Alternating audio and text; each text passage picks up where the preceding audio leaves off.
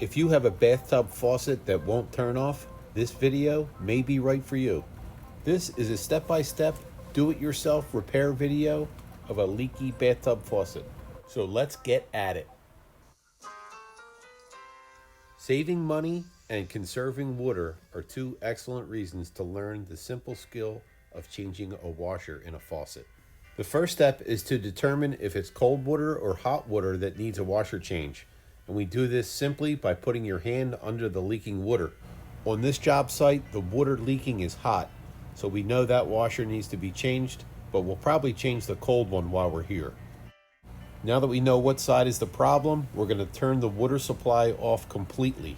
This step is very important. If you don't have a cutoff valve that completely shuts the water off and you start taking the plumbing apart, you're going to have a big problem. The next thing we do is open up the hot water and the cold water to drain the system. Turning the shower diverter on and off will also drain any water that's leading up to the shower. Most faucets have a little cap that you take off, and that'll expose the little Phillips head screw that's holding the handle in. It's a good idea to throw something over the drain before you start these procedures so you don't drop anything down there. Once the handle is off, the sleeve usually slides right off as well. With the sleeve off, now we can see the stem. At the distal side of this stem is where the washer is located. We're going to use an adjustable wrench here to take off this first nut. From here, a lot of times we use a valve socket wrench that looks like this. But in this case today, there's still enough room to get an adjustable wrench in there. So we're going to carefully unscrew that with the wrench and try not to bugger up the tile too much. And once that is loose, you can also remove this by hand. And as we take the stem out and take a look, you can see that the seat washer is just about gone. And that is most likely why you couldn't shut the water off. We then took a Phillips head screwdriver to remove what was left of the old washer, and the whole screw fell apart at the same time. And luckily, I was able to unscrew what was left of that screw that held the washer in.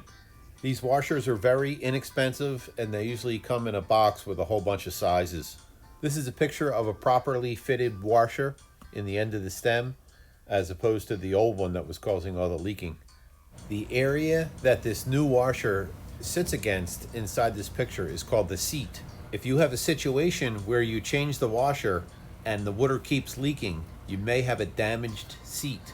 If the seat is damaged, it can easily be replaced with a seat wrench and another trip to a plumbing supply. And now in reverse order, we're going to put everything back together. When we put the stem back in, we're going to be careful to keep any debris out of there. We're going to hand tighten it first, and then we're going to use an adjustable wrench. If this was a helpful video, come by the Philly Tom YouTube channel. We have a whole playlist of do-it-yourself videos.